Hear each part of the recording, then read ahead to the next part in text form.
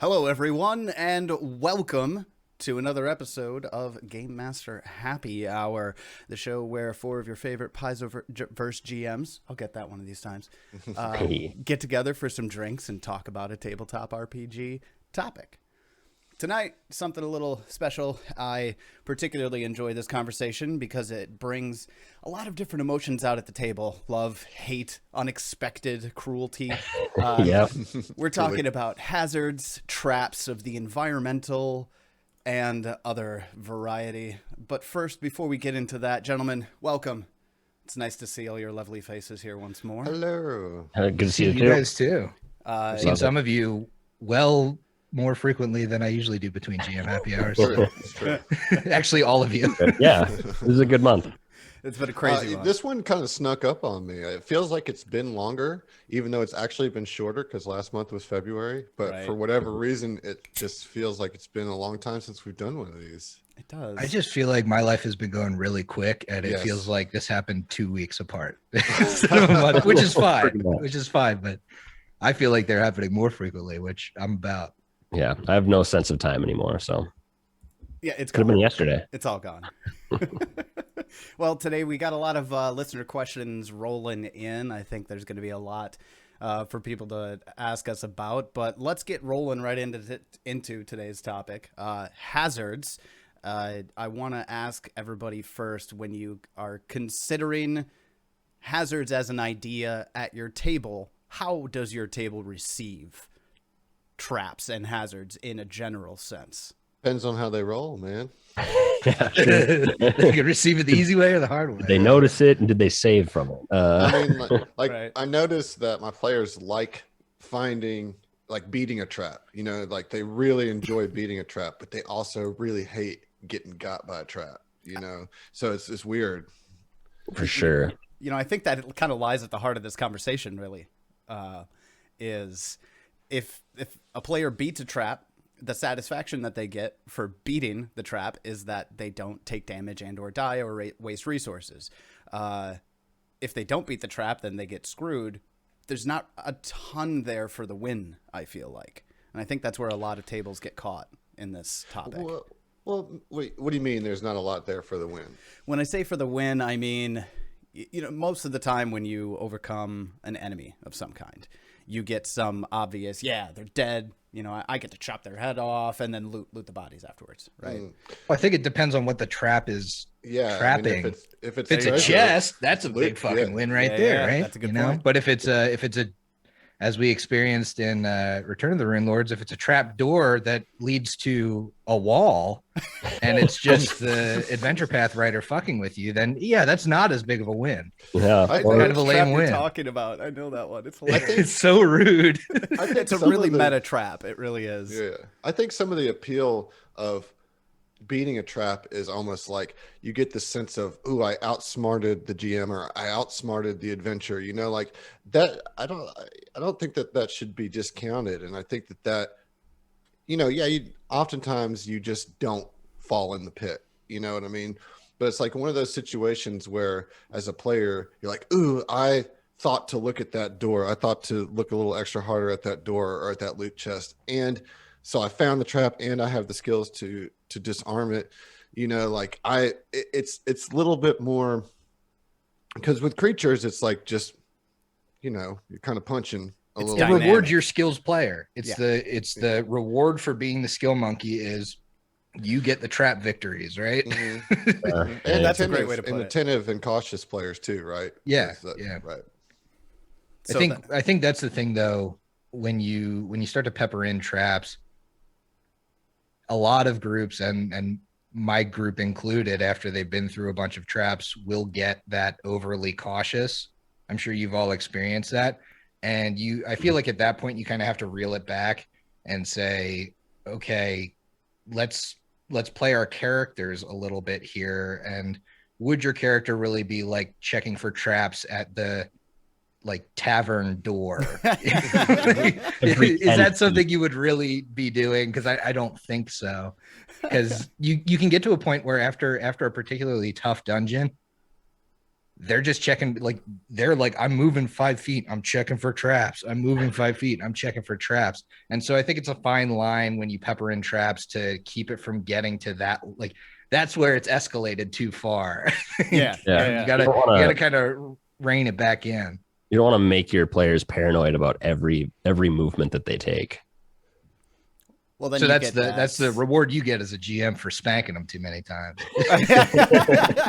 No, that's a great point. That's a great point because I think, and you mentioned it, we've all experienced it, that heavy slowdown at the table. Like we're just trying to get through this dungeon every 5 foot square, really. Well, But yeah, yeah, it's striking a balance. yeah, I think how I do that at my tables is, if you're in a dungeon that's like, it's clearly like a trapped dungeon, you're in a classic dungeon or whatever, and you know that there's potential for a trap around any corner, around any square. What I negotiated with my players is that you're just going to mark out the path that you walk, so you're going to move whatever your base speed is, mark it out on the map, and then I will ask for a perception roll if you triggered the trap. You know what I mean? So like, instead of rolling perception on every square, it's like if you stepped in a square that had a trap, I'll stop you at that square and give you a chance to have seen it with a perception roll, and then if you fail the perception roll, well, then you got to save against the trap, and that worked pretty well at our table. We especially when we're playing something like Tomb of Annihilation, where literally every square is potential for a life-ending trap, that we didn't want to spend every moment. Okay, I check this square. I check this square. I check this square. And I think mechanically that really, it still works out about the same. You know what I mean? Mm-hmm. What So do you it's guys think about using something like passive perception in that circumstance to spot the trap? Especially like, I think of that in the circumstance where you have that roguish character that is really perceptive and maybe has the trap finding, trap spotting, and it's like, I'm not in the fantasy, I feel like I can't gotcha that character as much as I can the fighter in heavy armor that like can't see past here. right. The only thing about passive perception that I don't like is because if you have somebody like that, you got a ranger, you got a rogue in there that's got that high perception, and it can easily just, if you tell your players that, all right, if your passive perception meets the perception DC of the trap, then you spot it. Well, then you're very likely removing 75% of the traps from your AP, because if somebody has built somebody to have that kind of level of perception, it's very easy to have a passive perception that will beat most spot DCs. So I guess how do you balance that then? Because even if you're allowing rolls, that character is gonna make it on a 2. Okay, well, right? as long as they don't roll a 1, right? Like that's the thing is there's got to be some chance to miss it, and if you're that skilled, you're very likely, even with a roll, going to still be able to see it. But to just blanket say without a roll that you spot any trap with a DC of 25 or lower because you have a passive perception of that, I don't know. For me, that's like a bummer, because then it just takes out, because it doesn't just take out the trap for that person, because that person's going to be like, hey, there's a trap here, don't stop. And so the rest of the party, it's just gone, So then maybe it's on you as the GM to describe that kind of stuff differently. Mm-hmm. Don't just say, hey, you spotted a trap, but like there's you see a loose cobblestone over there that looks like it might have been kicked or might have been something. Yeah, the grout is missing from this tile. Yeah. So then it's like, well, I need to investigate it. And that's when like your actual perception kicks in, and it's like, right. Okay, well, you can tell now that this is a trap, but you have to, I think if you do that, then you have to start throwing in like the opposite end of that, like, oh, that's like a hidden panel and there's 10 gold pieces under it, whatever. You know what I mean? Right. so that they have a reason to really check it out. And I hear a lot about this passive perception. This was a discussion that I had to a degree with my table with second edition, because the way that second edition handles your trap finding, and a lot of, if not the vast majority of perception checks outside of sense motive, are all secret rolls. Yep. So your passive perception isn't a thing. It's moreover, see, like in second edition, I don't have the issue of the skill monkey succeeding on a 2. If the skill monkey's building correctly, he succeeds on an 8 or higher, right? So he's still got a good fail chance out of the gate. But that secret roll, when it happens, you're doing them all the time. And for us, we just decided not to do secret rolls. We'll roll when I call for a perception, which has its own pitfalls. You run into the classic, hold on a second, I have a strange feeling that I failed a perception check. Let's move slower and be a little more cautious here. Right? So, giving away the trap by just telling them that to make a perception check. Yeah. Now, granted, perception's used for nearly everything as far as, perceiving the fantasy world that you're describing to your players. But they start... A lot of players, even unconsciously, like they'll roll a 2 on something they do, and one of the other players pipes up to, "Ooh, can I make that roll too?" Yep. Right? Which 99% of the time. Yeah, absolutely. It's a thing that players do. You can't help it. You can't help but do it. You know what I mean? It's like, that's a really tough thing to not meta, when as you said, sense motive, I think is another big culprit there, is where it's like, okay, I know I rolled bad. So I, as a player, know that my character didn't get everything that they should. How do I reconcile that? Because I know this motherfucker knows something. You know what I mean? Like, so yeah, I don't know. It's tough, and I really like Griffin's mention of being cognizant of how you're describing the results of the roll. You know what I mean? And kind of keeping the players on the toes. As I said, I've found that I have the most effectiveness of having traps still be a threat without slowing down the game by allowing an automatic perception roll if you step on the thing, and if you fail it, then you trigger the trap. If you pass it, then you can point it out to the group. But like, that's not a perfect way to do it for sure, Yeah. So I guess we're here to discuss how you can take a mechanic that is very much a gotcha mechanic and work with it, because I think from a game mastery perspective, there's no way to avoid that meta stuff at your table. That's going to happen.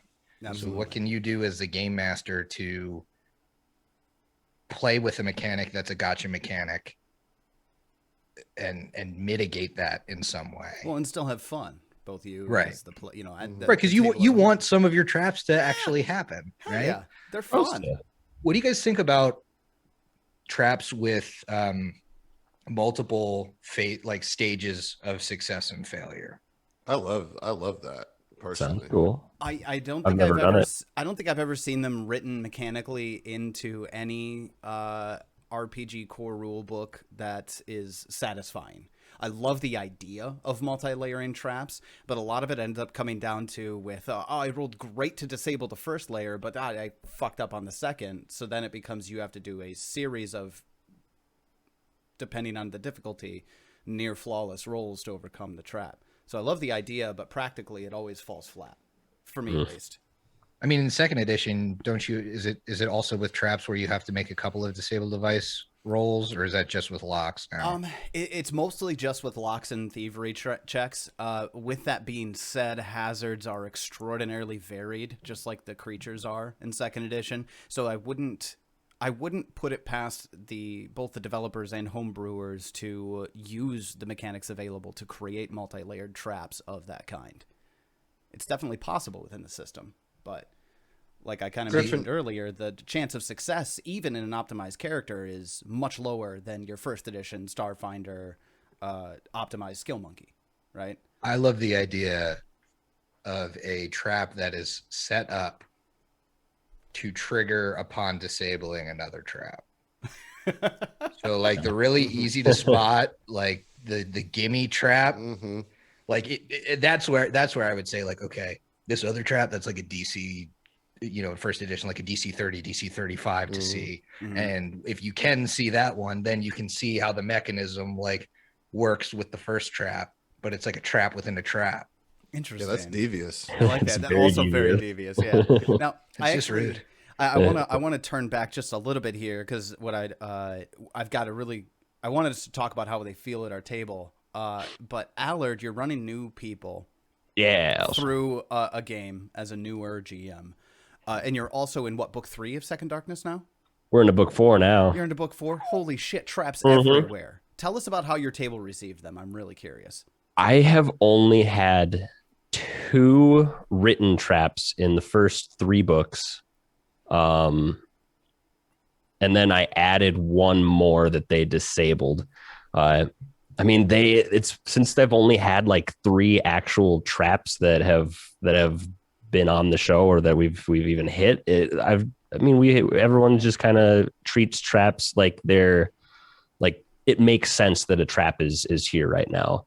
I've got them on a couple doors, and like the ones that they have missed themselves, and like an NPC character that has actually caught it for them, have been magical traps or like glyphs of warding. We've had mostly glyphs of warding so far, and it ends up just kind of being like when it hit them, and they're like, "Oh shit!" Now we just spend a couple minutes and hit each other with wands, and now we'll go in. So it hasn't really been too big of an issue overall. I did add one that was less to show or to hit them with a trap, and more to show them like foreshadow that something bigger was about to happen to the location in general. Most of the stuff that it would fall into this category that we're talking about have been kind of more hazards. So like water, acid pools, and like my favorite one has been when a hazard happens within an encounter that kind of changes the whole encounter itself. I've done that with like weather and like structural problems with buildings and stuff like that. Can really help make things dynamic. Not really traps though, from getting too off course with that. No, actually you're transitioning great into what I was going to lead into next, which Heck was yeah. traps aren't just the pressure plate in the corridor. Traps aren't just the tripwire in the doorway. The hazards are environmental in nature as well. So For sure. having the ability to, like, the classic from AD&D was you're in a small cavern underground chamber and you're trapped and you're going to run out of oxygen after so long, or this chamber is filling with some sort of noxious gas, right? Those kind of traps, like we kind of mentioned, the layered traps or multi-layering traps, environmental traps can do that. For sure. As well. So I just want to know if you guys have used anything like that in your experience with it. I like weather because like not only is like using the weather since we were in Riddleport, we're right next to the ocean. So not only was the wind and rain like really strong to where if they were shooting against the wind, they were going to have penalties on their range attacks. And if they were shooting with the wind, have like a bonus to damage with arrows and stuff like that. But then like you can bring the ocean into play at that point and like try to trip people up just if they're fighting on the docks and stuff like that. That's kind of my first big example, I guess. I think traps are, well, I'm going to broaden to hazards are a great storytelling device when you use them, when you use the environmental ones specifically. Just from my experience using stuff like haunts, which are also a hazard, but generally come with some kind of story behind them, are really valuable in not only setting the atmosphere of a haunted place and telling the story of what happened in that place. You get a lot of locational, locational back matter in these haunts, but then, they can be damaging, and the damage is like relevant to what happened. And it's kind of like a puzzle in a way to put together the method with which you would put the haunt to rest. So I really like haunts in that way, but I think all traps can really be used as a as scene setting. I think your dungeon becomes that much more flavorful if there's a difference between like these are old traps like set here by the original inhabitants that no longer are here, and they're like thematic to that type of person, or there's one mastermind at the end of this dungeon that's really hyper paranoid and making all of these complex traps. Like you can get those kind of flavors out of the type of traps you use. Mhm. So I tend to like them as a storytelling device more so than just a gotcha. As long as I think it's a little bit harder with more traditional traps, but as long as you can kind of glean a little bit of story out of the stuff you disarm or the stuff that you trigger. So like my previous example with the door that opens to nothing, it's clearly a fuck you. Like the dude that inhabits this place is just like deuces. He's just giving you double fingers. Fuck you. I'm I'm just trying to be an ass. But sometimes there's traps that are more significant. Like there's areas in a place that you wouldn't know are so significant without there being a trap laid there, like some kind of altar or something that you might have just walked by if it was a generic room, but because there's a trap in front of it, now you want to investigate it more. So I think you can use it in that way. You can use some of these traps in that way to kind of expand your player's curiosity in a place. For sure. I like trapping like players places where they feel safe, like their home bases or their starship or whatever. Like seriously, if there's an opportunity for somebody's like messing with them, and they can sneak in while they're out doing stuff and they come back to where they think they're okay, those are the moments that trips them up the most, right? And it sets up like a whole, like immediately the party is vengeful to whoever came into our house and set this trap, and so if you need something to like motivate the players to get kind of back on track towards your villain or whatever, that is certainly a way that you can really catch their attention.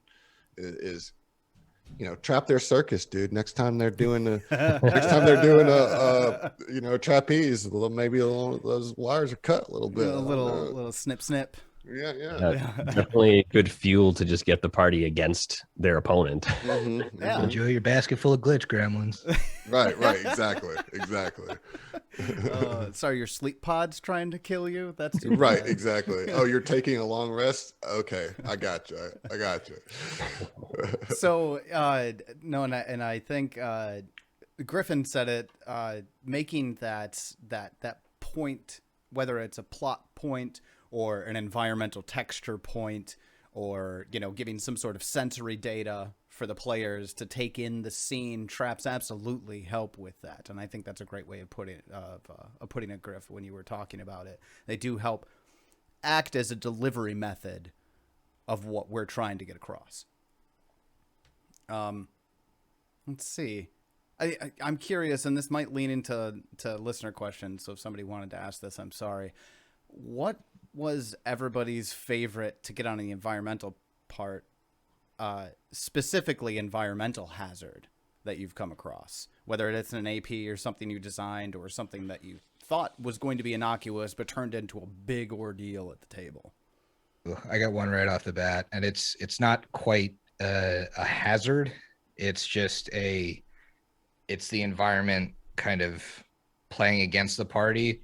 But when I've done this twice now in my adventure, where I've had like the party kind of split on boats in an aquatic terrain, and they're in an aquatic combat, but the environment is really the hardest part of that combat. It's hard to move around. It's hard to, steering is difficult when it's in a boat, and you can't get where you want to in the combat. I think that has been, that's been my, I love the like you're climbing and there's an avalanche. That's great. But when there's a combat in that avalanche, like I think was in Giant Slayer, like that makes the avalanche crazy. Yeah. Yeah. Putting hazards in combat raises that particular encounter to a degree that stands off the page compared to encounters that run of the mill creatures, if you will, right? I think Paizo's pulled the ceiling falls, and then there's the boss combat dick move a couple times. Yeah. And it's like, Oh, man. yeah, that's serious business then. As far as environmental hazards, this might be cheating a little bit or adjacent, but the whole Gulta arc with having the pressure of incoming guard, like being on a time crunch while also trying to be like stealthy, you're going through a prison, and so there's all sorts of traps, and not really traps, but like security systems in place, to make it very difficult for the players. And so to have that and adding on this impending doom of a whole army of guards coming for you if you don't get your stuff done in a certain amount of time, that was really fun for me. As I said, it's not so much a trap as it is just the hazard of trying to break somebody out of a prison, like the entire prison of Gulta was a hazard. That was an environmental hazard. Yeah, absolutely. I agree with you. So like the building itself was against them. It wasn't just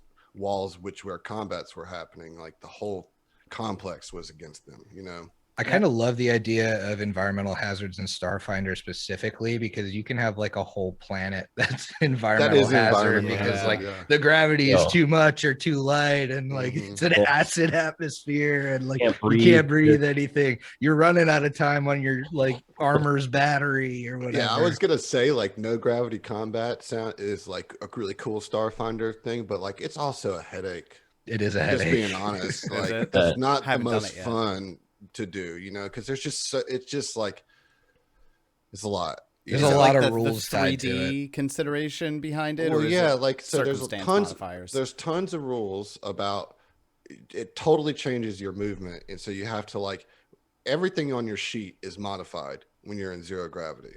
Like, and so you just have to be thinking about every action you take is going to be different in zero gravity, because if you shoot, you move. Exactly. Think about underwater combat and how annoying that is in Pathfinder, and then add recoil. That sounds disgusting. See, when you were talking about that, the first thing that came to mind for me was my tables playthrough of Skulls and Shackles. There's a lot of underwater combat. There's a lot of shit to take into consideration with that 3D combat board. Yeah. But recoil? Like if you get momentum, like you will just go forever. That's something to consider. If you're in 0G and somebody pushes you with just a little bit of force and there's nothing to stop you, that's a whole thing you got to deal with in turn order. Okay, I've got 6 seconds to try to stabilize myself, by shooting the opposite direction. You ready to do this, GM? I'm working in 4 dimensions here. See, and that's interesting, because that can take high level play even. And I'm just spitballing here because I haven't done one of these in Starfinder, but that sounds like you can take high level play where you cruise through rounds, just going pew pew, casting spells and all that, and then you slow things down to really consider every moment in that zero gravity conversation. I think that sounds like fun, actually. Assuming that everybody's got their head wrapped around it. It can be, you know what I mean? But like it's a whole shift as opposed to just like, ooh, here's a little fun. You don't want to blase just throw zero gravity in because that sounds fun, like be prepared for it. You got to be ready for it. Yeah. Right on. Oh, that's great.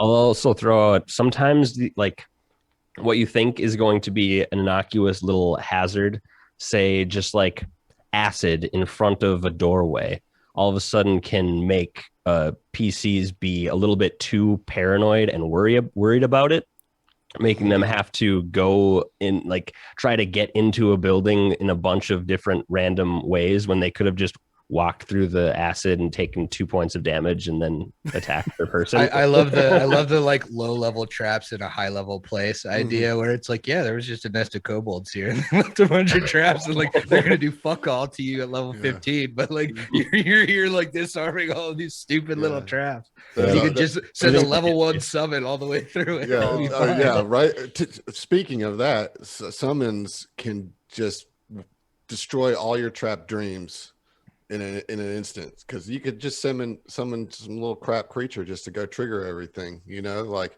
that has happened to me recently. Well, it's funny too because I mean, depending on, I personally, and this is, I should absolutely not get as much joy out of this as I do, but I get tons of joy out of it anyways. Watching a party collapse and break down over something that they could just stride through and eat with hit points is sort of satisfying. True. And just the tiniest way, it's like, oh, watching you guys just collapse over this Just over the next squirm 20 over it, minutes. yeah. It's Scared, great. I huh? love it. The knowledge that it's not that bad But is the best right. knowledge. Yep. Be careful though. You might have a party that's scared of every door and takes 30 minutes to decide to get through a door at every opportunity. I mean, so you that don't want is- to overdo it. yeah. You don't want to overdo it. Yeah. Because then doors become a problem. You Now, know? I mean, it's come up again, and naturally it would. How do you strike that balance? Because there is such a large swinging dichotomy between making a party take the traps that hazards you're presenting in stride, but still keep things moving on the regular, right? That can get tough. Do you guys have any tips for that? I've got a few things in mind, but I want to see what you say first. I Well, you think a already know lot of what I it, do, so a I'll lot let of you it know is like, it's party composition to feel confident. A lot of it is like, hey, we have a traps guy, and 80% of the time they have it, and so we're good. Or like, hey, we have somebody that can like talk to haunts, so haunts should not be a huge issue for us anymore.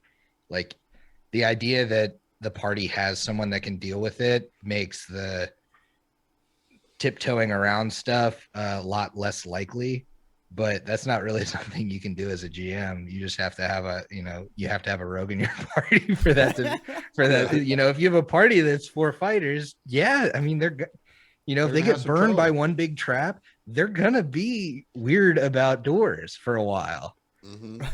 Or forever if they're Yeah, still or running forever.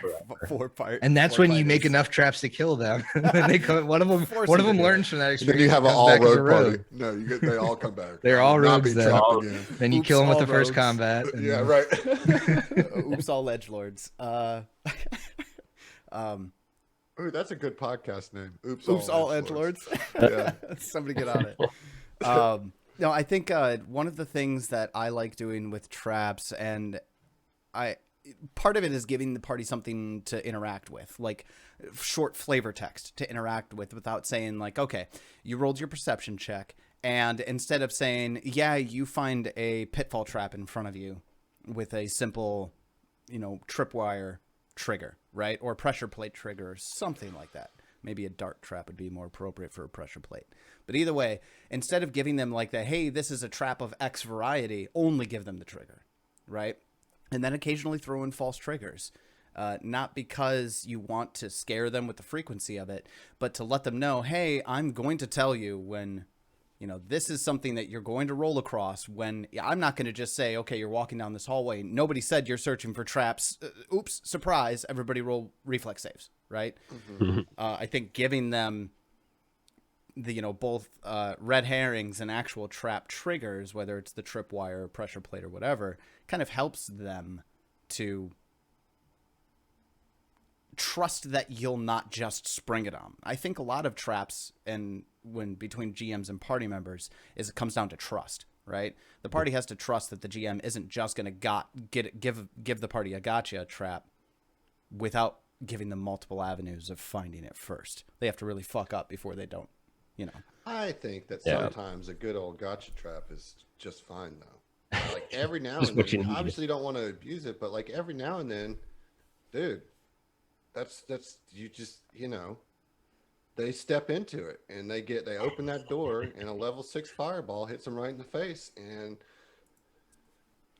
what you're gonna do. Like now, as I said, you can't do that all the time, but every now and then, depending on the circumstances, it's got to make sense. Like going back to your trust, like and to what Griffin was saying about why is that trap there? What story is that trap telling? So, if the players are investigating like a high level inventor, let's say your villain is a high level inventor, those traps are going to be extremely difficult to find and they're going to be pretty lethal, and it only is narratively appropriate to blast them with one to get them on their toes for the rest of that dungeon, because like this is some real shit. You know, you stepped into somebody's carnival of terrible devices, you know.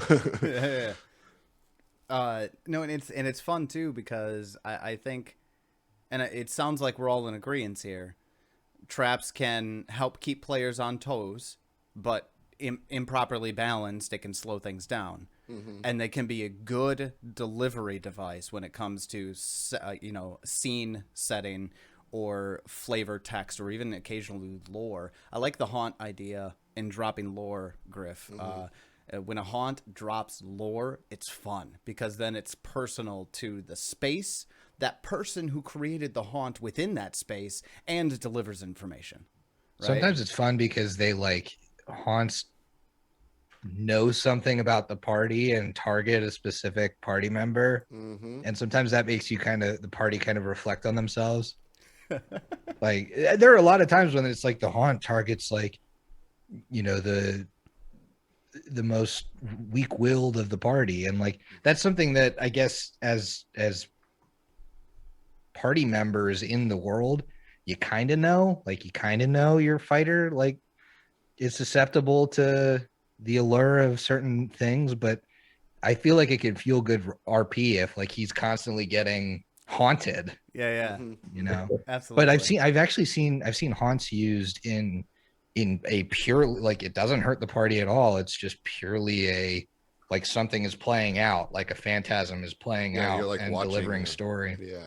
I mean, haunts are awesome. You know, like to what Griffin was saying earlier is that they're like puzzles too. You know, they're not, haunts aren't like a single trap explosion type deal. Like you've got to figure out how to turn them off, you know, and that is, to me, as just a puzzler, you know, that's a lot of fun. Like haunts are really a dynamic hazard or trap, you know, and they don't have haunts by that name in Starfinder, but they definitely have they've basically just rolled that up into their hazards and trap sections. So that's a type of hazard, you know, instead of its own rule set. Yeah.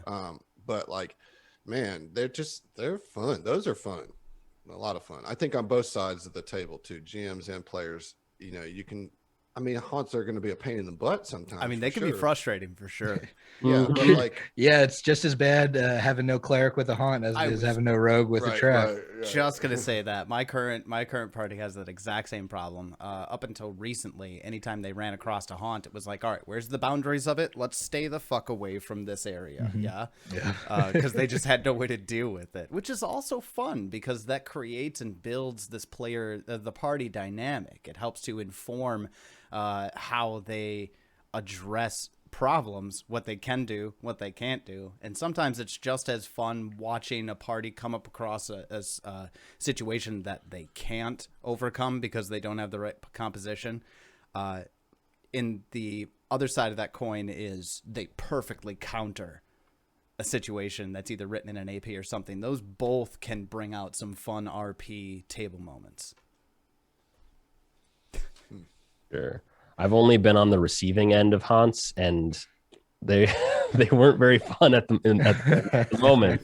But there definitely was that feeling of, oh, there's a story kind of going on here. And if you played book 2 of Rise of the Rune Lords, you know how that whole place kind of pans out and ends up being really cool. I mean, book 1 of Carrion Crown, oops, all haunts. Yeah.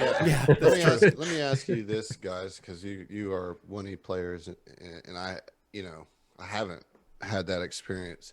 Do you think that the reputation for haunts being kind of a pain in the ass comes directly from Rise of the Rune Lords book 2? Because I've read that book and I've read that AP, and like it's a bitch. Dude, the misgivings are a pain in the ass, I'll tell you what. It's particularly mean haunts. They are. And they're like, oh, by the way, if you have a player that has this, like Griff was pointing out, I knew what you were talking about when you mentioned it too, where, you know, this haunt just particularly targets this party member that's the most this or the most that. The greediest party member. Yeah. And then before you know it, you've got one party member who you're getting to RP, you know, trying to commit suicide by jumping out a window, and the rest of the party's like, what's happening? Why are you doing this?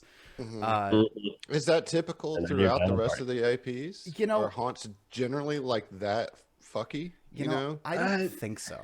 They're closer to traps from what Yeah, I've seen. Yeah, I would agree. They're a lot closer to. I mean, you do still have your occasional like mind affecting haunt that does some sort of compulsion thing, because I feel like that just suits the flavor of what a haunt is, like getting possessed by a haunted thing.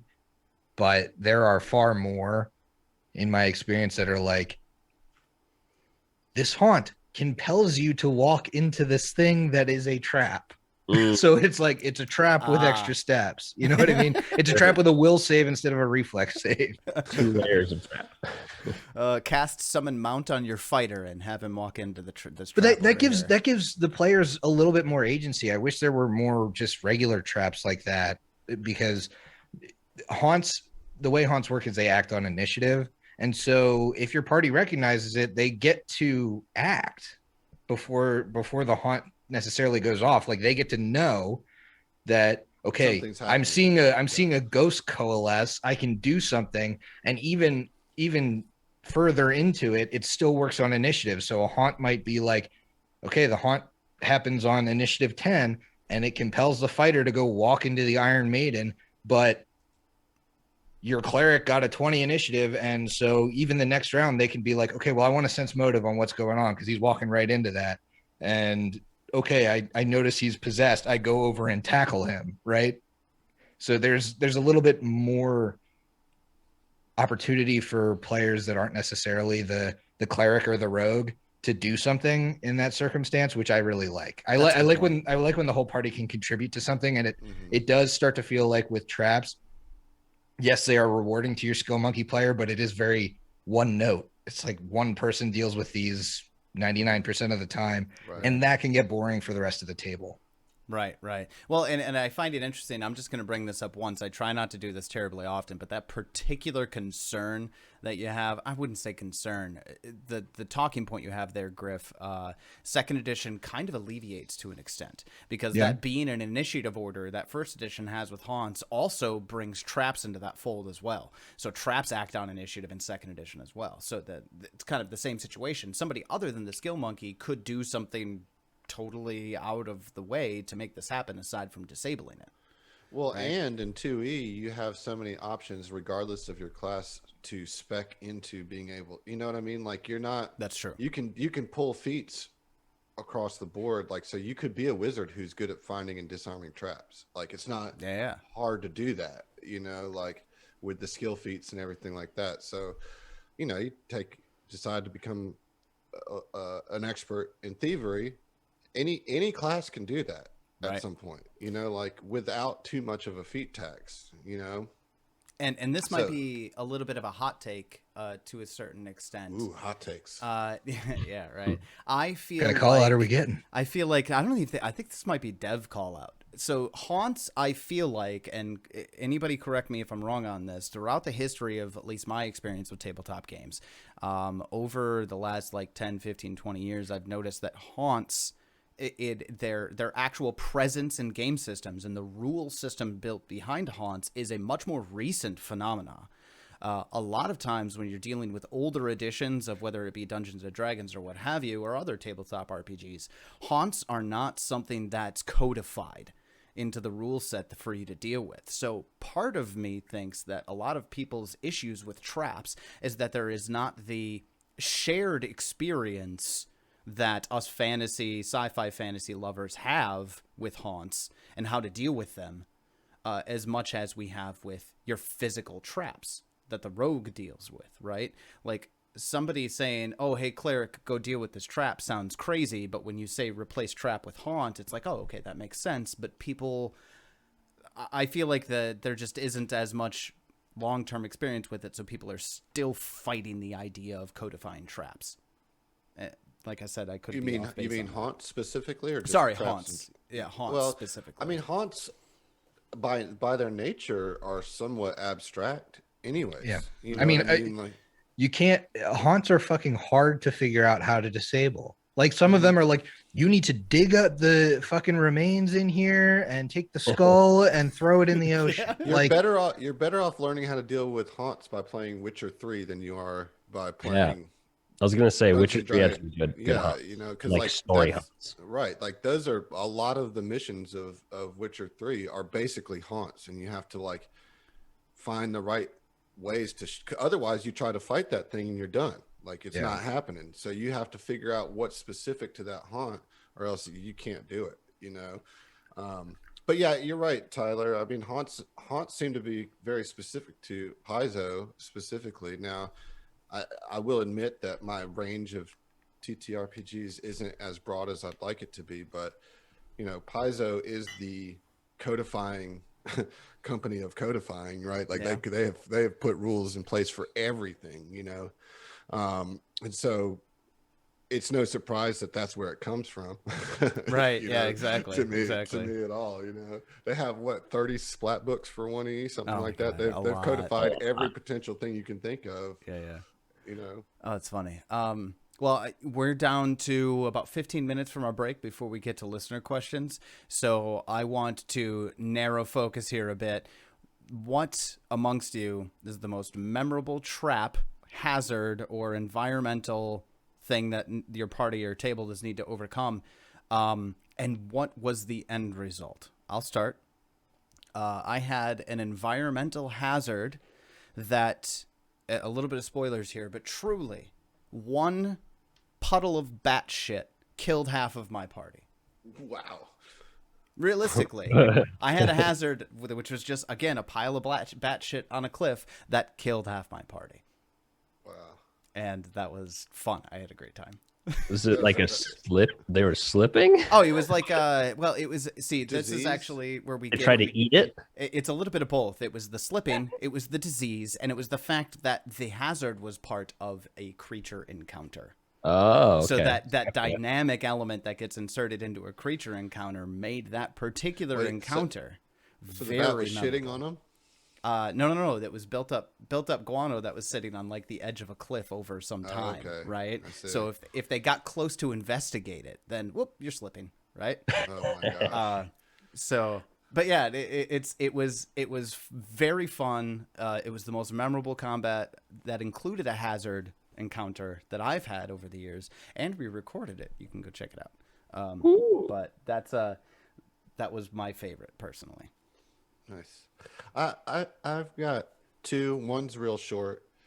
The reason I have two, because this first one, it doesn't count almost because it was Tomb of Annihilation, which the whole point of it was to run characters through and see what happens when traps go off. Like every trap in that is unfair, every single one. Like, but that's like the point of the module. I was gonna say that's session 0 material. Yeah, the players module. know what they're getting into, and so there's this one where they're like exploring these halls of the tomb, and they're stopped at this hall. They don't know how to get around it, and you find this little secret passageway that you got to like literally squeeze through, kind of worm your way through, get on your belly, and crawl through. Okay, and in the middle of this crawl space, there's this like little iron sheet that they get up there, they do their perception checks or whatever, and they can lift it up and it locks into place. A minute later, it comes down and it's as sharp as a guillotine. Okay. And my boy John from SCF, he was playing one of the most amazing characters he's ever made, and he was the last one crawling through, you know, and because they were crawling, it takes time, right, to get through it, and so he was the last one through and literally got cut in half, like just like straight up cut in half. You know, like, and like the front half of his body kept crawling for a couple paces before he realized he was in half. Yeah, and that was the end of that character, you know. It was a bummer, but that's how that goes. As far as in the show, my I think the most impactful trap to date was very early on in our show, when they kind of went up against their first little mini boss. They were in this garrison, and there's the lieutenant that was holding the garrison, and right before you get to his office, which is where this little fight happens, there is a pretty significant trap, like electric trap, right before you go in, and it knocked down 2 of the party to like almost 0, and then they go into this mini boss fight, you know. And so the trap was bad, but like how it left them for the fight was really the worst thing about it, you know. And that to this day is why they're scared of doors. That's true. In real life and RP, everyone's scared of doors. They're scared of doors. That was episode, oh man, that was episode 12, I think. So it was like very early in the game, and it really did a number on them. Psychologically, it's still affecting them. Yeah. Yeah. That's fantastic. Those are my favorite, right? Well, I'd say my favorite comes from book 2 of our current second Darkness run. I don't know how spoilery should I be about it. Should I go into detail? Just be vague, whatever. Well, you're in a structurally unsound building, and eventually enough stuff happens to the building where all of a sudden you are rolling down a hill in that building and off a cliff. So halfway through the combat, it just takes a dramatic shift as I'm just like throwing enemies and enemies and enemies at people, knowing that it's not going to amount to anything besides terror that they're being overwhelmed, only to have an environmental hazard both save them and then put them in even more direct danger. That's fantastic. Environmental transition as both a fear building, like a release to a huge buildup of fear, and also another situation they need to get out of. Hazard is a transitionary object. I've never considered it. Yeah, and it ended up like certain people had to make certain choices on who they were going to try to save first at the very end of it. So it brought out some fun and meaningful RP at the end of it as well. Really good. Otherwise, water has always been a good one. Just water in general. You never know what's going to be in a body of water. Never know what you're going to get. For sure. Well, you're playing an all witch party, dude. Yeah. Oops, all witches. Oops, all witches. Take it to the bog. Speaking of bog, Griff. Yeah, you got to take it to the bog. I think my favorite trap that I've been trapped by, my fiance ran us through Dead Sons, and there's a very complicated hazard portion in book 4 of the AP where you're like, there's these anti-gravity islands and you're island hopping to get across, and you end up in this compound, and there's this mold boss in the compound, and after you kill it, the structural integrity of that floating island begins to fail because its tendrils were all the way through the island. And so it's a race to get out of this big compound as it begins to collapse both the ground and the ceiling. And we had like, my technomancer used his magic hack to like create a bazooka to like blow down one of the walls to get out, and we had all kinds of like. Yeah, I watched GCP do that in Androids and Aliens, and like it seems like it's written to where you have a very slim chance of succeeding of getting out of there. Like, it's so hard. Yeah, but it was so tense and it was so great. Yeah, it was so fun to be a player in that and be like, I can't move fast enough to get out of this. I gotta figure something else out. I was the furthest one in. I have the slowest move speed. How the fuck am I gonna get out of here? Magic bazooka. That's fantastic. Or Haley, can I blow the door down with missiles? I mean, if you don't let me do this, my character dies. We die. Exactly. But I felt like that was one where GM Fiat was to like reward creative solutions to the problem, and it ended up being really fun and really memorable, and we all got out, but it was very close. Mm-hmm. Yeah, there's something impactful about the great escape after finishing like your mission. you also need to get out of there, and that becomes its own mission in and of itself. And it's something that's kind of represented in kind of like the hero with 1,000 faces journey that heroes or protagonists, anybody kind of goes through with within stories and stuff. So it's fun when that you actually get to interact with that aspect of it. Well, and I think one of my favorite things, and traps are good at delivering this because they're quick, they happen fast. These sorts of RP moments can happen during creature encounters as well. But when a player's character is presented with a choose X or Y in Z amount of time and do it, you will lose whichever one you don't choose. If they go into it believing that they're either going to die or cause somebody else to die or have grave consequences on somebody else depending on their actions. One thing I enjoy about that is it forces the player to make the decision, what does my character care more about, right? What would my character rather do? Save his own ass or risk himself to go save the slow dwarf, from the trap and what have you. There's a lot of fun moments that can happen out of that heavy consequential, Mm-hmm. So there's a moment like that in just like the Kingmaker video game right away, where you have to run through a burning room, and you can either like stay and help the paladin or just like get yourself through the room and be safe. What did you choose? The first time I helped the paladin. Nice. The second time I didn't, because I wanted the undead lady with the scythe to be on my team. Yeah. I hear you. She's good. She's good. She's worth allowing some digital flaming deaths.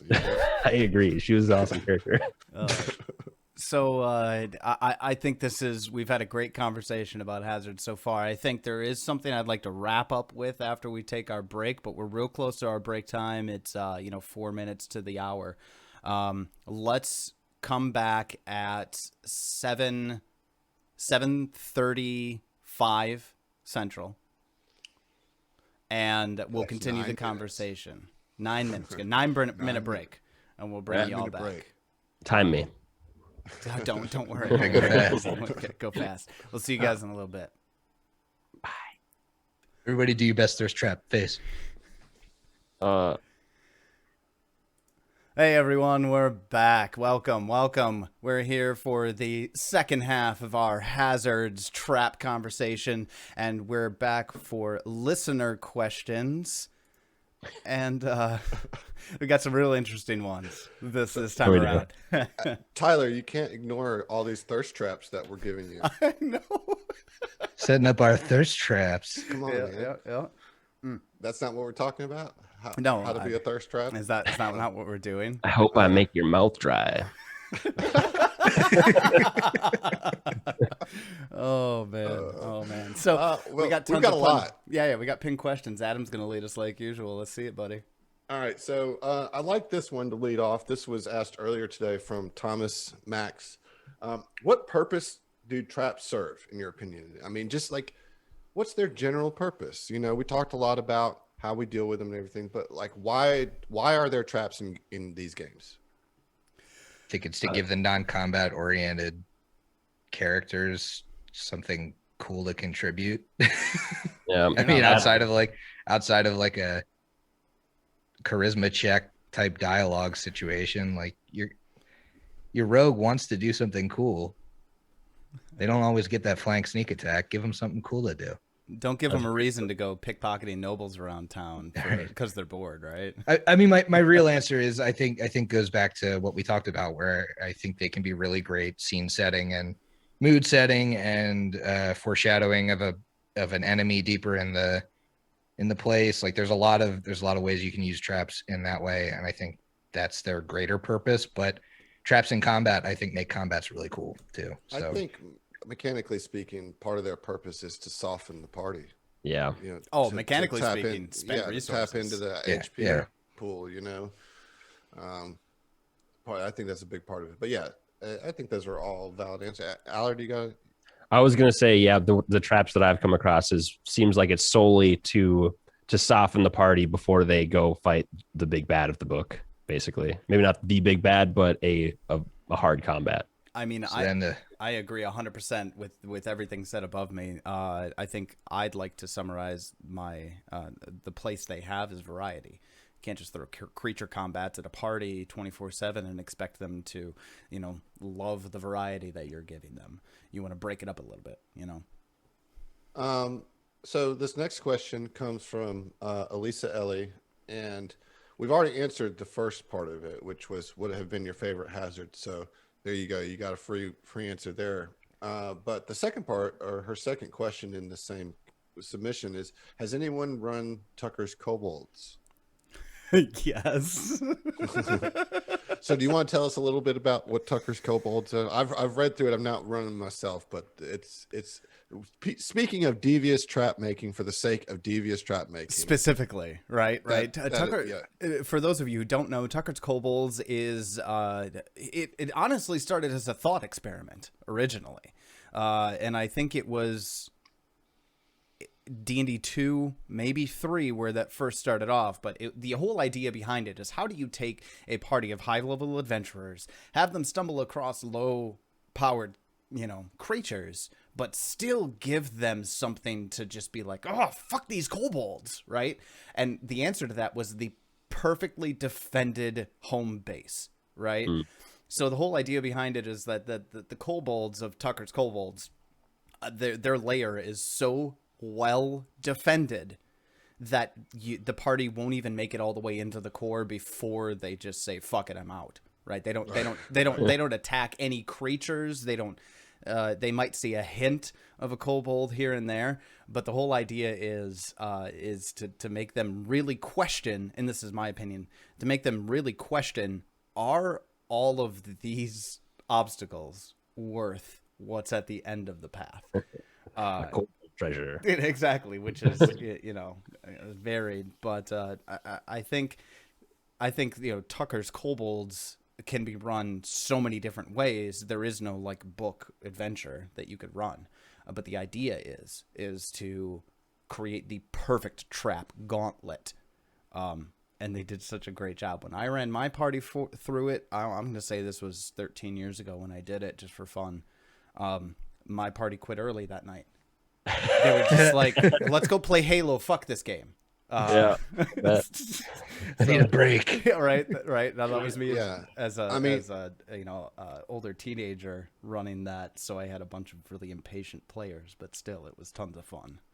Yeah, well, it's a whole dungeon of gotcha moments. It is very. Did you have the gotcha bitch button? Yeah. That was no easy. whammies, no whammies, no whammies. Gotcha, bitch. Gotcha. Okay. So Olblart asked a great question, but I'm curious. I hope that we get the purpose of this question right. But the question is, how often do you find that the players are the true hazards as the character? It's as the character that I'm not really sure what he's asking, but as players being the true hazards to themselves, maybe, that. How often does that happen for y'all? I think it's pretty common. This is pretty much a player call out across the board, I think. Yeah, I think it's pretty common because you can't have a party that's all suited to certain things. I'll use stealth as the common example for this. You don't want to split the party. Nobody does. But good luck stealthing your paladin into the heavily guarded compound. At that point, that paladin is the hazard to the party. That paladin is why they got noticed, because dude's got in 5e disadvantage on his stealth, or he's rolling at a fucking +0 and gets a penalty for his plate, and can't feasibly can't beat the perception of the things guarding the place. So no matter how good the rest of your party is, you've just created a hazard by having that player with you. Sure. And I think there are other situations like that. I think anytime the barbarian gets involved in a polite conversation, that happens. Sometimes it's funny. A lot of times it's funny. Sometimes he rolls a natural 20, but more often than not, that player is talking as their character as a joke, and then you, the GM, just take that and say, "Okay, so you say that. Okay, roll me diplomacy." Yeah. And the barbarian goes, "No, fuck." it's happening. Yeah. Or like a greedy player will try to get something that maybe they shouldn't get, and that puts Yeah, everybody in Zach. danger. Oh yeah. Yeah, like, maybe there's some items that would be good for the whole party, but you have an operative technomancer stealing everything that they can put their hands on. I mean, no, I'm not calling anybody Oh, out mate, couldn't specifically. be me. Yeah, a pirate, mate. Pardon. Pirate, mate. That's a definite specific player Oh comment. man, that's great. That's great. I think I understand what Blatt was trying to ask with this question. He was definitely being sarcastic. I'm almost certain he was, but it is still a great question because Griff, your answer was right. And one of the things that I mentioned earlier is that there's a lot of character depth that can be brought out when being presented with a seemingly overcomable obstacle, right? That there's this fighting that happens when the obstacle is like you come to the obstacle and now we're like, how the fuck are we gonna come across this? And then they just turn themselves into the problem at that point. And it's fun. You get to see the way that characters really flesh out in those moments. Yeah, I mean, it's a great question. Laura, I know it was said kind of tongue in cheek, but it's still, that happens. Players can be their own worst enemies sometimes. So that's how that goes. Let's keep it going here. So let's see. This one's from Porter Paladin. Would you consider placing a trap that could potentially kill a PC outright? We're talking about traps here, and we've been talking all night about being careful with the whole gotcha moment and building trust between your table. We're talking about putting a trap here that if you fail, you die. Can I talk about the only time I've ever had a character death at a table when I was playing Starfinder? Was it this exact situation? This exact situation. There was a Starfinder trap, and it was from an AP. I'm almost positive. I was a player in the campaign, I think. And it was basically, I can't remember which Resident Evil movie, maybe the first or the second one, but the laser trap, where it's just like a grid of meat slicing lasers. We came across one of those. It might have been in Dead Sons, but our party was doing real fine going up to it. We were good on resources. We were good on health, and that trap hit us, and bam, we were down a party member, and it took us all by surprise. We were in shock. Yeah, it was so sudden. So you know which one I'm talking about? Yeah, I do. Yeah, I know what you're talking about too. It was bad. It was really bad. We lost a character to it, and we were always like, okay, let's fucking stop. Let's back out.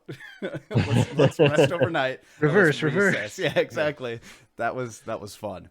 So you dodged the question though. Would you do it? Oh, 100%. Yeah, absolutely. Because I think, and I think I might have been hinting at this through a lot of my conversation tonight, difficult choices bring out fun character developing RP moments. And one of the most character developing RP moments that can happen with a party is when someone dies.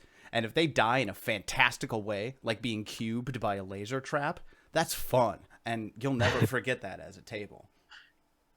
I think it's the speed too. The speed at which somebody dies is like, Just oh instant. fuck, oh Yeah, shit, absolutely. oh my god, this is way more dangerous than we thought it was gonna be. Yeah. It's just Why are we here? Exactly. Mama. Oh, it's even better if you can make them question the reason they're on the adventure in the first place. Oh, those conversations are so much fun. Well, there's a follow-up question here from Bipolar Pop Tart. Not intentionally so, but I want to add this to this conversation.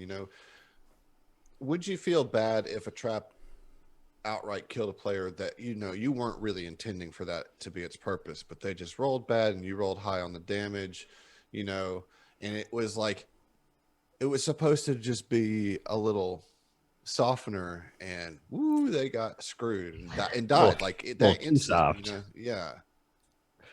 I'd feel bad for sure. But depending on, Would I stop it? No. Oh, hell I feel no. bad. God, I got to smile if it throughout this happened, because I'd just be love like, this ooh, let's see how you guys react, and then I'll see if I have to feel bad or not. Because Correction's an option. it definitely like a quick death like that is definitely a story moment, and anything that a player reacts to is gonna, like how they react is going to be like cool to listen to and like memorable for sure. I mean, As long as it doesn't hurt the party and like all your friendships. Oh well, man. here's the thing. Like, let's consider the other side of the coin there, because yes, that moment will be like a memorable moment. Nobody will forget how Steve, the barbarian, died by being cut in half. You know, like, but in particularly to our situation, the four of us who are running a show that are all trying to have some narrative, you know, like, just for example, if Ziva was killed by just a random trap, that could be somewhat anticlimactic to her story. Now, I wouldn't, as I said, I wouldn't stop it from happening, right? Like, because that's the game and that's the potential risk, and that risk has got to be there. We've talked about that in our character death episode. You know, I'm not afraid of doing it, but let's be real, that would significantly impact the overarching narrative in a irreversible way, you know. Yeah, I guess I would feel bad about that, you know. I'd feel bad, but All like right. it's no different than any combat that happens. I mean, mean, spoilers, I killed a player in my show in an anticlimactic way. Yeah, And it was it brutal. happens. It It was happens. fucking And it brutal, just, dude. you know, would I pull back from that combat? No. Would I pull back from a trap that pushes you off a cliff, dealing, 2,000 feet of falling damage? No. You're just a skid mark on the ground. Like, the only thing that happens then is like, yeah, Batumbe gets cut in half. Guess his storyline was cut short. Yeah, and that dissatisfaction is actually it brings forward the story. It makes you think about, oh, what could they have completed if they just been alive, right? Right. Okay. Yeah. I think you could still have the ripples of the dead character, and that's all a discussion that we've already had. But like, you can still have them have shaped the story without like them being there. But it would, you can't pull your punch there. If it's an instant death trap, you should be instantly killing them. Listen, that's not what I'm suggesting. We're all of an accord that if death happens, and I'm not pulling it back. That shit sucks. Sorry to hear about it, but I would definitely be really, really sad as a person and a friend to Emily if Ziva was killed in a bullshit way like that. Okay. I wouldn't stop it. I wouldn't undo it, and I would redo parts of my story to account for it. But fuck, that's not how I want her to die. If that were to ever happen, Adam, I would want an episode of just you discussing how the story shifts, because now I'm thinking every party naturally has a protagonist, right? Mm-hmm. It happens naturally. Ziva is your story's protagonist. Well, she's a protagonist. I would disagree. And that's only because of me as a listener of your show, right? Like, I think Ziva is the protagonist. And part of that's the love I have for Emily's character that she's made, right? Mm-hmm. And the position of captain power she has over the Epoch Tracer, right? Right. But now I'm thinking of my story's protagonist. What would I do if a trap unexpectedly killed Moonlight in my story? And I have so many threads that would just snap. They would be just gone. Be done. They would be gone. Done. Mm-hmm. Like, there's legitimate remorse that would happen there, and legitimate, like, I would feel robbed even as the GM. And as I said, I wouldn't stop it from happening. If it happens, it happens, But like, to answer the question of would I feel bad if a trap outright killed somebody, and would I feel like it was anticlimactic? Yeah, I would. I would deal with it because I'm a GM and that's my responsibility, and I feel like I'm a decent GM. That's why we're doing this, right? We all think we have enough to say about GMing to do the show. But like, if I'm answering honestly to that question, there would be a week or two of me being like, fuck. You know what I mean? Like, now that's a lot of extra work for me. God damn it. You know what I mean?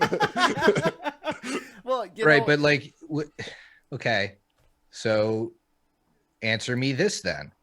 You have all these threads, and like, Ziva gets killed by the book 1 boss, a more climactic end, but still killed before all those plot threads happen. Like, would that feel any better than a trap Well, I mean, in that specific instance, a lot of these plot threads weren't there in book one. You know what I mean? Like a lot Book of 4, I don't care. Like before her threads develop, a boss that like or a mini boss or whatever, something more climactic than the trap, like if that killed her, like would it be any different? I guess I'm more anticipating a boss fight to be deadly, you know, and so I'm already considering that more so than I'm considering a random trap. You Well, know what I I'm guess saying? like the question was poised to, would you ever use a trap that could insta kill somebody? And in that point, I'd be thinking anyone that triggers this is probably going to die. Mhm.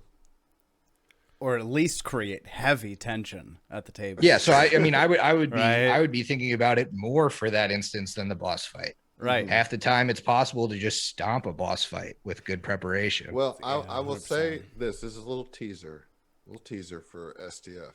There's Oh. a situation coming up that I'm hyper aware of and worried about because this very thing could happen.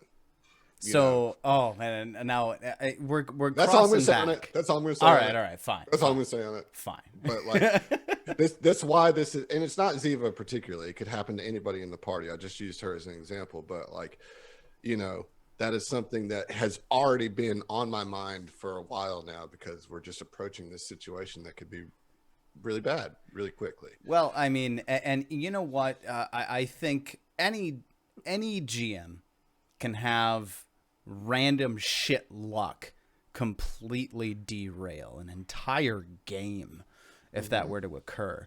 And I think what I want to touch on real quick is that, and this doesn't necessarily have to do with hazards. This kind of ties in. We're touching back on our PC character death in you episode a little bit here. Because that sudden death is something that can occur occasionally, and sometimes traps are the things that deliver that sudden death. One of the things that I think about as a GM, as a podcast GM, is that I want to show the versatility that I have at the table by taking that death and expanding on it. Don't let threads break.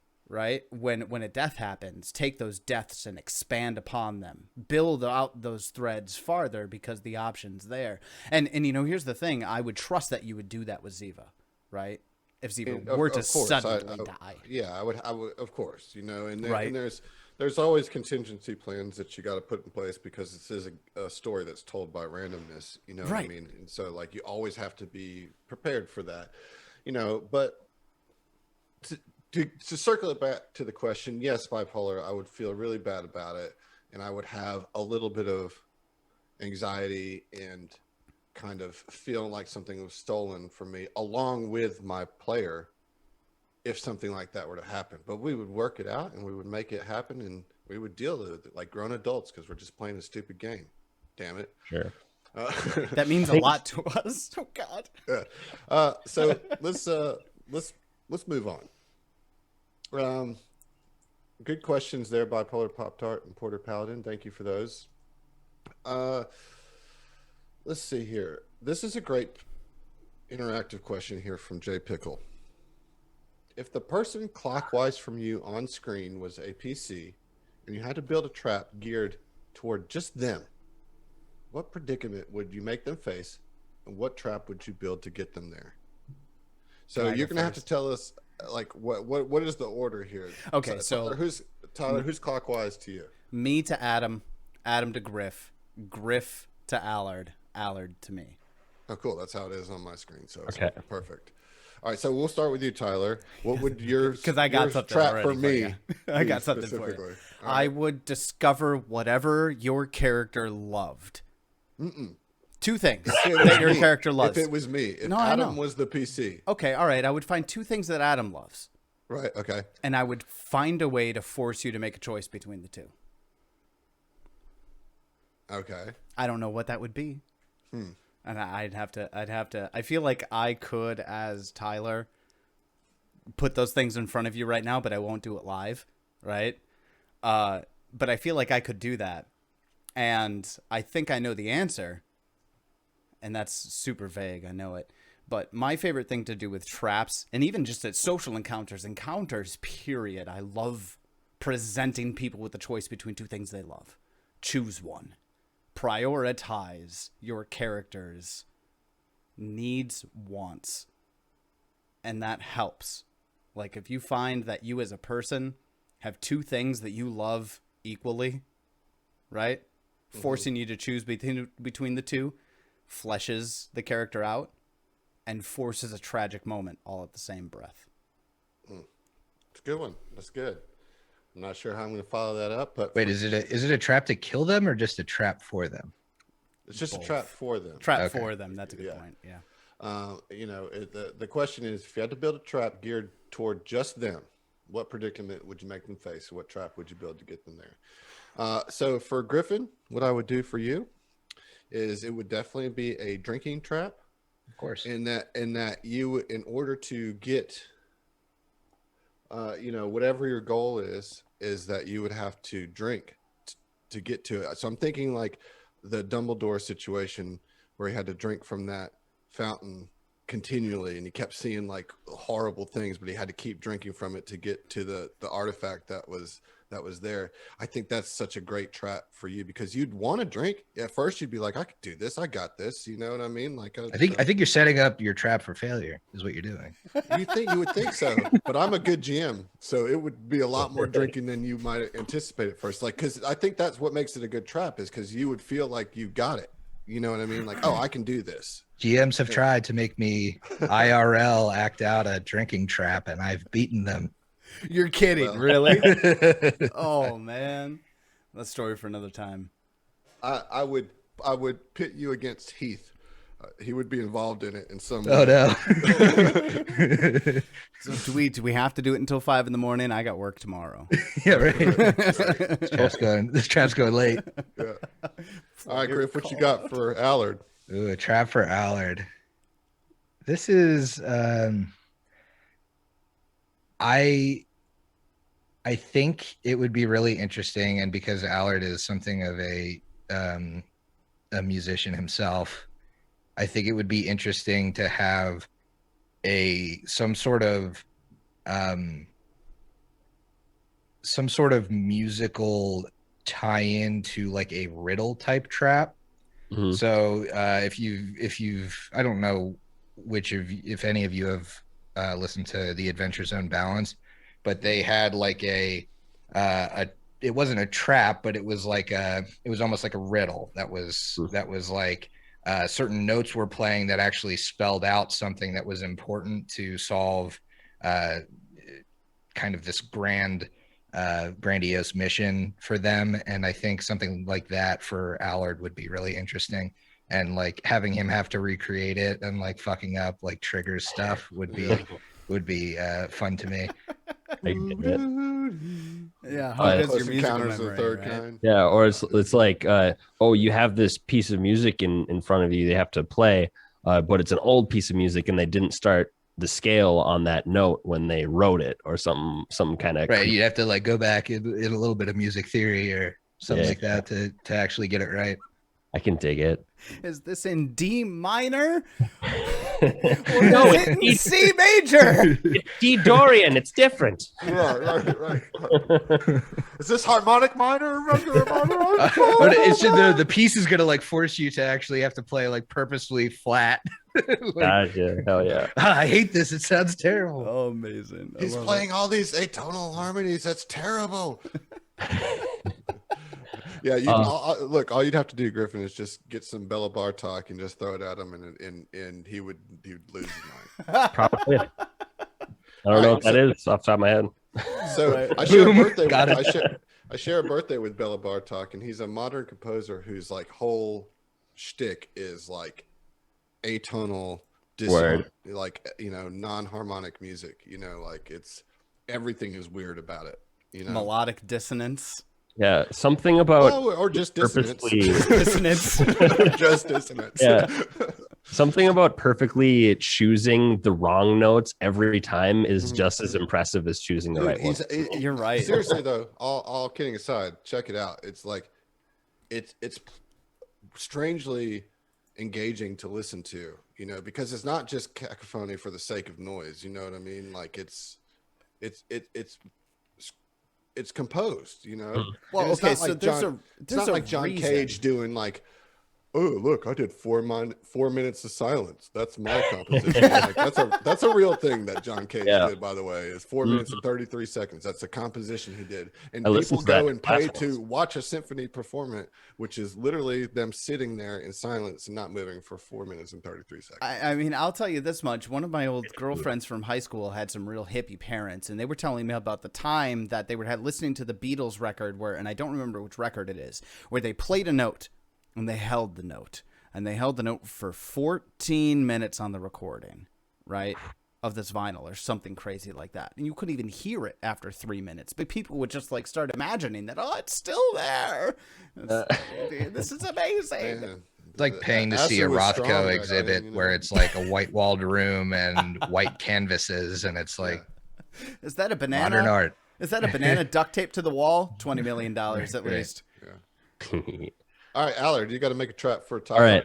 For my trap for Tyler, him being a forever GM, I'm assuming, I'm taking a couple leaps here, that you feel like there's a solution to anything a game could throw at you.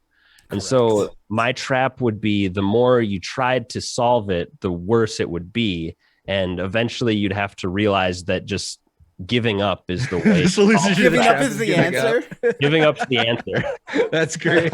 Look, if I spend an extra 20 minutes on my recall knowledge check, I get a +2. Does that make it any better? That's If pretty you great. give up during those 20 minutes, If you give up, you fucking leave. Oh, If you go great. play Halo, you win. Great. yeah, I'm not sure what the mechanic would be exactly, but Yeah. The answer, the conclusion to the min-maxer's trap is don't do the most optimal thing. That sounds like a nightmare. Thanks, Alan. Yeah.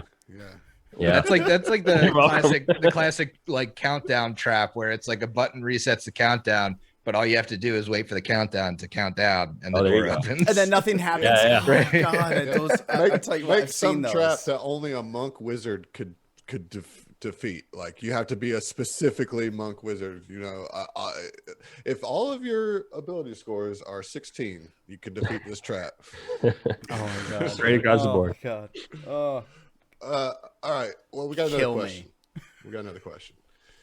This is another one from Elisa Ellie. Maybe specific to Pathfinder 2e.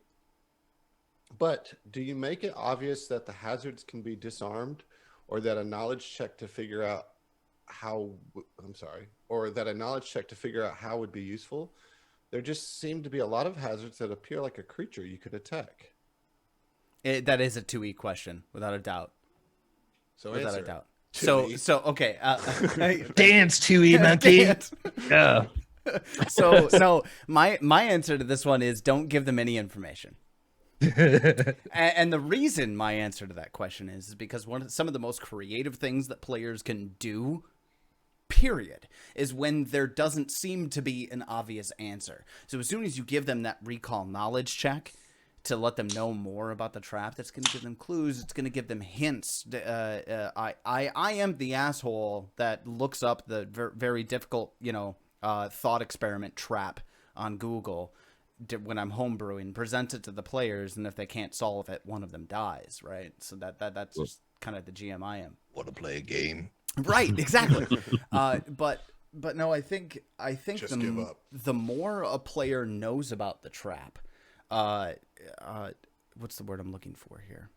In a not physically, but the idea, the overall concept of the trap. If they understand the overall concept of the trap, they're going to be able to overcome it more easily and with less thought process. But if you give them pieces of the trap, just little bits, the trigger, there's a rope that's tied to this doorknob that goes into this dusty room beyond, right? I know that trap. Yeah, who doesn't? Fucking rope doorknob trap. Just See him cut every the day. rope; it'd be fine. Yeah. So I repeat the doorknob. a lot of times when we're talking about Allard, this is for you, vagueness of the trap, Vague. Jim the call vague. When you're speaking in those things, your customers, your party Customers. yeah, Because I know, right? Jesus, you've been doing this for too long. GM call out, he charges his party When to my play it. customers ask me Yeah, about a like trap, all the I cast say- of Min-Max has I to say, have pay you it. ever heard of Vinci casting? Right. No, but the less information they have, the more creative solutions they tend to come up with. So I generally err on the side of less information as opposed to more information. Let me ask you this. What if they're like really stumped, but they're too afraid to make a move? You know, at what point do you allow that knowledge check to keep the game moving? Never? Never. That's my table. I don't suggest that for every table. Absolutely not. No, sure. At my But, I mean- table, come up with a solution or leave. Right? Well, I don't think you also have to worry about your players not taking action. That's also very true. I mean, your table is always just, dude. They got something. I'll do it. They got something. They're not afraid of it. You know, they're ready to trigger it and deal with it. You know, I mean, at least from my perspective. And that's why I said my table. I would Yeah. give them little and then tell them to fuck off otherwise. Yeah, That but is doesn't not it- the advice I would give to every table. I mean, this question kind of makes it sound like the trap is like purposely misleading, though. Like, how long do you let if they do go down the wrong path, are you lenient because you allowed them to be creative, or are you like, no, this trap can only be disarmed this one way, and because you guys aren't figuring it out, fuck you. I see what you're saying. No, I absolutely This see isn't what you're actually saying. a mimic. This is actually a trap. There's you know, a point where you have to realize that a writer only has, and this is AP specific, if you're making your own traps, whatever, right? But a writer only has so many characters to give you options that players can deal with things. If a player throws something totally out of left field at you, and you empirically look at the trap that's in front of them, and you go, okay, party member does this. Okay, sure. No, that makes sense. That makes sense that this would disarm this particular situation or this particular trap, right? I'm not that hard on the book says this, do this, or fuck off, right? I'm on, this is the information you have, give me a solution. And if it's the solution the book gives me, then sure, cool, you did the right thing. But if you give me a solution that the book doesn't consider, and I think that empirically it solves the situation or solves the puzzle that you're coming up against, give them a hero point on top of it, right? Because they've discovered something that wasn't even in the thought process of the writer, right? That's just, and I know I can come off sometimes as a do the way that it's written in the book or fuck off, but in reality, it's come up with a creative solution. I'm not going to give it to you. You've been doing this for decades. Come up with something better or fuck off. Maybe that's a better way to put it. Do better. Just Do better. Just do better. Get good. I know what the solution is. I read the book. Fuck you. just stop sucking so hard. Just stop Should have read the sucking. book, you idiots. Makes sense to me. See, and like, and Just give up. The reason Just give up. just give up. The reason I do that is because it comes up with it. Sometimes the crazier the solution is, when the PC approaches it or the player or the character approaches it, the more satisfying that arc is when it comes to a close, right? Like if your wizard comes up with some crazy use for animate rope to disarm a trap, let him do it and then give him a hero point afterwards, because that's fun, right? Don't pull them back, but don't give them the farm either. I sound so derivative. Walk a derivative fine when I say line. that. The line's somewhere. You should just walk it. Yeah. Well, And if you can't walk that line, maybe you shouldn't be a GM, you dingus. go ahead and just give it up. Just tell your Yeah. players either give up or walk that Yeah. line. Come up with a solution I like, or get out of my table. I realize that I'm Get out of my ranting. dreams. Get into my car. You're not using ropes to disarm traps. You shouldn't be here. Uh, All right, do we need another question? Does anybody got anything else to add to that one? That was Sounded like a yeah, 2E pretty- specific question. it I haven't was. really had a lot of like magma traps that are not a fire elemental. Right. Okay, so this is an interesting question. Another one from Jay Pickle. Have any of you experienced any real life traps that inspired a trap in game? How often are you guys experiencing real life like, traps? I was gonna have say. you guys ever I just want walked to pull into the a pit I want to trap? pull the table really quick, so I know what everybody's working Yeah, with. like let's go ahead and get a baseline. How many traps have you triggered in your life? I fell on some ice, I guess. Yeah, that's an environmental hazard. It's not a trap. I fell Unless into somebody a, poured the water there the night before. I've fallen failed into to a bad reflex relationship before. Does that That's a trap. Oh man. That's a weird question, but I knew it would get some interesting discussion going here. sometimes tree branches aren't as strong as they look. Um, Oh, Always test the water level before Oh. you jump. Oh Yep, man, yep. that's great. No, actually, I'm gonna point out to this. One of my players expanded on this. What about stuff that you've seen on TV, movies, or read in books? Have you added something based on what you've experienced through media, as opposed absolutely. to your own personal experience? One of the evil interludes was entirely traps made based off of Home Alone. It was all Home Alone traps. Fantastic. Yeah, That was it's, so it was really awesome. fun. Yeah, it It's was, just it like was. it had the like haunted furnace in the basement that spit out like fireball, and the paint cans and all that shit. And Yeah, it was great. I had the tarantula was a compulsion trap that that made you attack your ally because you thought they had a tarantula on them. That's It was fantastic. no, it was really clever. That was like one of a really great episode because like I immediately knew. I was like, oh my god, we're doing Home We're Alone. doing Home We're Alone. doing Okay, people no, Home Alone, and I gotta- love it. You got to tell me which episode is that because I haven't come across it yet. Geez, it's like I think it's Evil Interlude early 15 Evil and 16. I'm gonna have to No, check that it's- out. It's 'cause I it's haven't it's gotten literally that. called, the title Sounds is fun. Gnome Alone, so it'll because the bad guy's a gnome. That's fantastic. Yeah, it's great. It is really funny. I don't know, man. I mean, like, I don't know if I've run into traps in real life or if I'm just clumsy. So like, it's hard to say. Like, The traps of everyday I living. think honestly, what I bring into my games from personal experience more than traps would be poisons. Oh yeah. And those types of things. I mean, because I've definitely poisoned myself a couple times. Oops. Oops. Yeah, it All wasn't great. poison. It wasn't great. I've been poisoned by fast food companies before. That's also not great. I wouldn't suggest it for anybody looking for the experience. Poison me once, shame on me. Poison me twice. Just trust me when shame I on say you. food poisoning sucks. Like, you don't have to have firsthand experience to know that. Just trust me. It's the worst. I've done like psychological traps in real life before. Like I'll write a random note to one of my roommates and slide it into a book that maybe he'll pick up in the next few years. He's like- What is it? Like, that was my yogurt. No, it's like I know what you did. Meet me at the park at 4 a.m. That kind of stuff. Hey Eli, what are you doing, man? It's 4 a.m. I gotta meet a guy.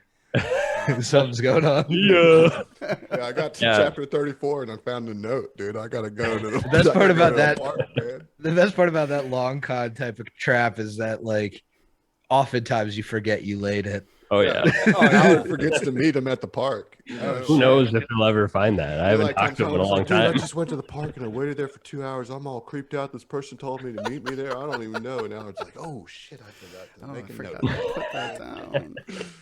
Oh, that's great. I'll use that in my campaign later. Definitely. Taking notes. Taking notes. Yeah.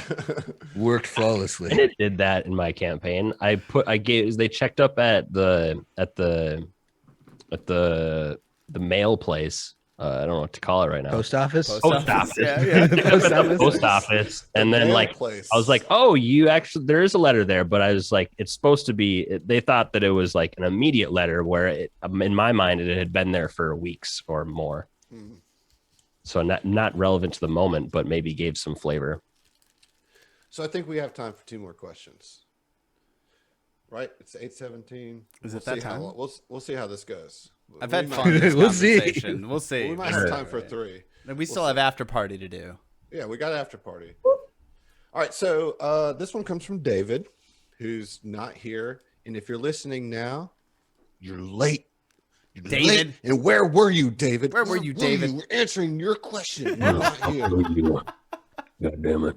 Yeah, go your pants Just down, give David. up. Just give up, David. Just give up. That's the answer to the question. Yeah. How frequently do you think hazards or traps should pop up? Every room? Every other room? Once a dungeon? Once every other dungeon? I think it depends on your mood on the day. You know, and I saw this question earlier, and I think the answer to it is truly when it makes sense for it to be there. Right. I think that's agree. the answer to the question. I mean, it goes back to what Griffin said kind of at the top of this episode, is that traps are there to serve like if they're just there to be there, they suck. But if they're there because 100%. there's a reason for them to be there, then they're engaging. And so if if it's, as I said, if it's an inventor's stronghold, there's probably a trap in every room. But if you're going up to like a corporate office, there might be just a trap on the front door, and that's it. You know what I mean? Like, it just depends on the environment and who set the traps. Like, what was the antagonist reason for setting these traps? And can you communicate that reason through the trap itself? I can you? I think that sounds like the best way to do it. No, I think that's a great point. If it makes sense for it to be there, make sure you're communicating that sense is there. Like Griff mentioned, and you led this off so well, man, while making the hazard tell the story or be part of telling the story. And if it's doing that, it's doing its job. 100%. Cool. Well, maybe we do have time for two more then. Oh yeah. All right, I'm saving one for our last question. So let me sort through here and see if I can find one that we haven't already talked about. Okay, here's one. What's a trap that you were super excited to spring, but the party either missed it or flat out ignored? My memory's terrible, so I'm not gonna be able to answer this question. I don't have anything on this one, and only because if the because I spring all my traps. I think Sorry, I'm always sprung. I think the answer is if you meant to spring a trap for very specific reasons and it didn't spring because your characters or your players either overcame it or however, the answer to that question is you reintroduce that trap later on at a higher difficulty level that matches the party's level because you really want to get your point across. Right. Yeah, I got a good one for this. There's a bridge to the main dungeon in book 2 of my campaign, and Wind elementals. The trap is bypassed by like wearing the badge of the people that like worked in this place, the guards. Right. And so my party immediately is like, yeah, we use the badge. We use the badge. And they go and they bypass this fucking huge air elemental, was supposed to have them on a bridge. And its tactics are like, well, it's summoned for 10 rounds or whatever. It sucks each of them up and throws them 200 feet down into the gorge. Oh my God, dude. I remember hating that trap in Carrion Crown. Hating it. I mean, it's a devious trap for sure, but they kind of bypassed it just by having a badge, getting through it. Mm-hmm. For me, the only trap that was bypassed, I ended up just setting off for story reasons anyway. Yeah, buddy. If you want that trap to go off, make it go off. Yeah, and they weren't there for it, but it still left an impact. My head, that trap happened late. That trap Did happen. Look, I just need to let you guys what know. the trap even though was you trying weren't to in the do. room, that shit went down. That's right. That's how I ended book 1. Oh man, that's great. Oh, now I know what you're talking about. Okay. Yeah. Clicks into Yeah. place now. Yeah. That's pretty good shit, man. I like that. I liked by the it. way. I really liked our book 1. Your book 1 end was fun. I Yeah, will it give it was. that. I would give it. It had a full journey kind of feel to it for me. Yeah. Okay, so the final question, and as y'all know, I like to end on goofy questions when I can. And so we have one from Bipolar Pop Tart. Of course. King of Speaking questions. of traps, Who is the biggest thirst trap of GM Happy Hour? Ooh. I know my answer. Oh. Are we going to come up with our answers before we say it? Hold on. Let's define thirst trap. You know what a thirst trap is. God damn it. Do I? Maybe we're defining it for our listeners, Adam. Okay. Oh, okay. Fair. I'm just gonna say Let me me. roll a knowledge I'm thirst the trap real only quick. single one of us. I'm pretty sure. So it's all me, baby, all the time. Come up, get in my DMs, slide in those comments. The rest of us Get have been after it. drank. Yeah, my vote would definitely be Allard. Yeah, I was with Allard too. Yeah, mine too. Yeah. He's wearing a Hugh Hefner fucking smoke. Look at him. Just look at him. In front of a Look at his fireplace. environment. Yeah. Come on. Who wouldn't Talking want? about atmospheric traps. Jesus, that face. I have a projector in my bedroom. It's awesome. Holy shit. Oh, man. Oh, Holy that's fucking shit. Tyler, I think that leads us right into the GM after hours party. So. God, absolutely. So I'm going to end this one for you guys tonight. We had an absolute blast talking about hazards and traps of literally all kinds. Please join us again next time for Game Master Happy Hour, where we're going to discuss a topic that we haven't decided on yet, but we'll let you know when the time comes across, and we'll have fun when it comes time. In the meantime, thanks for watching. Bye. Check us out in the after party. Get in my DMs. Get my DMs. Get over here. Just give up, Allard. Oh, you're right. You stop walking the fine line, bud.